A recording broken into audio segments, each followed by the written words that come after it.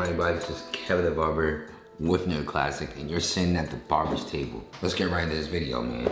There's always this talk about zero gapping and what is it? What are you supposed to do? Not many people really focus on what exactly that is and why we need to do it and why do so many people talk about it. We're specifically talking about trimmers today. We can talk about, clippers in another video, but before we get into this, let me show you guys. So this is how my thing looks right now. I haven't cut in a long time, so don't even look. Don't even look. It looks a little crazy in here. Literally have 3 profile shavers. Let me actually fix this up a little bit.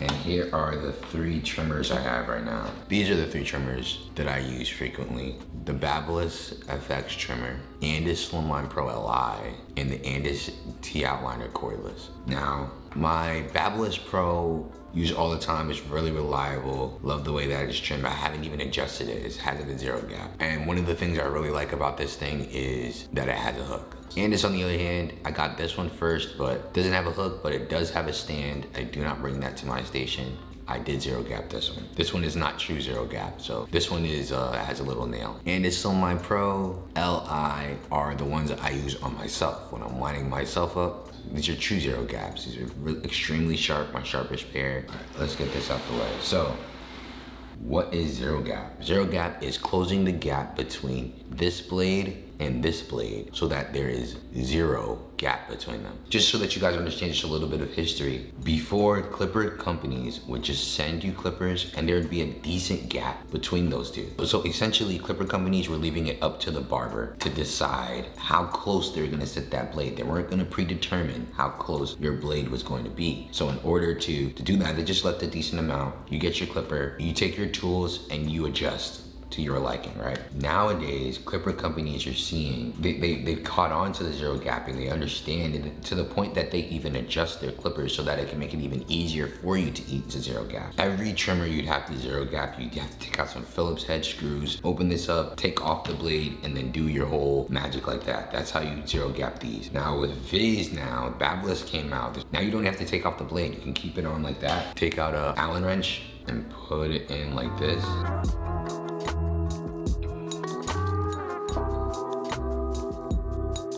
The general simplest answer for why we zero gap is so that we can cut closer. And that's only one aspect of the clipper that allows you to cut closer. The other thing that allows you to cut closer is the top blade. So if you compare these top 2 blades, we got a Wall Magic Clip and an Andis T-Outliner, right? But this blade is way thinner than this blade. Why would that be? Because this is a trimmer. It's specified to cut really close.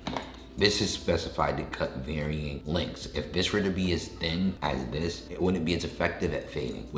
You'd probably mess up your guards, run into a whole lot of problems. In all things business, there's always going to be trade-offs. You find trade-offs in anything, right? And just to exaggerate how exactly how important a blade is, how important the thinness of a blade is, the thickest blade I own is a taper blade. Comes out, it's like a trapezoid right there. It's pretty thick. Then we have a fade blade. The next thickness down, and then after the fade blade, I have a trimmer. A trimmer's blade is even thinner than that. The last machine that's thinner than this is a pro foil shaver. This pro foil shaver, right? It's the foil, it's as thin as a foil. That's why it's called a pro foil shaver. The thinness here beats every machine you had before that. When you wanna get even closer than that, you take out a straight razor. There's no actual blade in here, but you put the blade in, you slide in here, get the blade, boom. And that's the thinnest that you can possibly go. Thinner than this is literally taking off skin. Now you hear a lot of people say true zero gap. A true zero gap is when that gap is absolutely 0.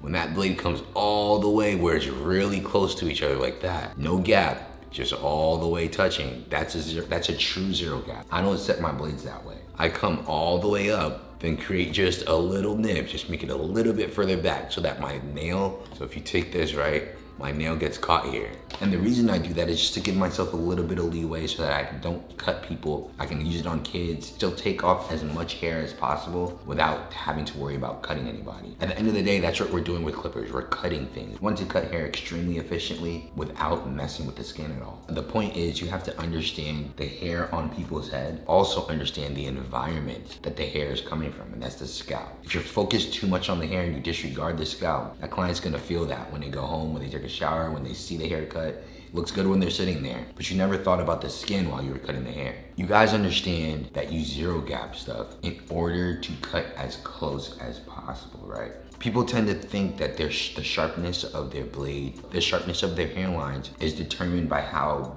good they zero gap. When I want to make you, that's not true. It's not true at all. Your clipper can be zero gapped. Once you put it down and use a blade, zero gap doesn't matter because your blade cuts even closer than zero gap can ever make it. Why aren't your lineups sharp if you use a blade? So that's what people don't understand. You're using a blade, but your lineups are still not sharp because it's not about your ability to make it sharp, but your ability to create contrast. And contrast is created by making the darks very dark and the lights really light. We're always able, right, to take hair off. We can't put it back. Our attempt to put it back is using enhancements, but enhancements are used for the time being. You want to be able to maximize the dark areas without using enhancements, so that when you use enhancements, it's that much better.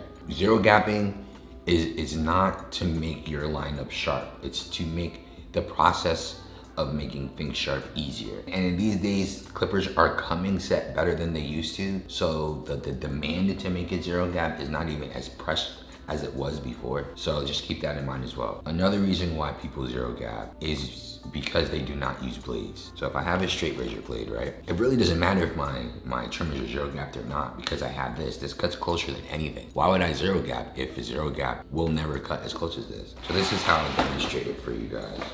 This is a taper blade, a fade blade, a trimmer blade, a pro foil shaver, and a straight razor blade. Moving from this side down is the closer we get to the scalp. This all the way closed won't cut as close as this. This all the way closed won't cut as close as this. And this all the way closed can't cut as close as this. And this cuts the closest. Why would somebody zero gap this clipper? Some people do not use straight razor blades. And if you don't use a straight razor blade, and you don't use a shaver, use zero gap so that you can get as close as you possibly can, right? Even if you use these two elements, right? And you're just lining up, you wanna get as close as possible to the shaver so that the blend between these two is seamless. And no, you can't adjust this blade, but you can use the flick of the wrist to then reach closer to the fade blade, right? So another reason you do it is for skin and bald fades. So to me, when I talk to my clients, I make a difference between a skin and a bald fade. A skin fade is when it's skin. Like when I touch it, I'm touching skin. Bald allows for stubble. This closed is bald. This is even more bald. This is skin, and this is like super skin.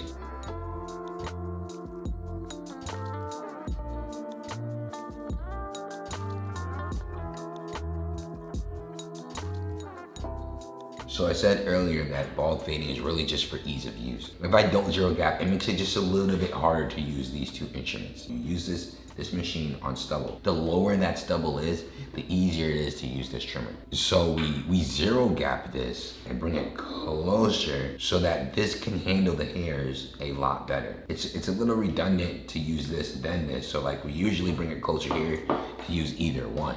This gets it close enough so you don't even really need to use this, but this is used to create straight lines, really like around the hairline. I don't use this as much to actually bald out people around their head, but this is what I use to do that. But typically, I use this for hairlines, I use this to finish out skin fades, use this to finish out bald fades. Now, we bring this closer to here so that when we put this to the head, the hairs that it encounters are short enough so that it's easier to use.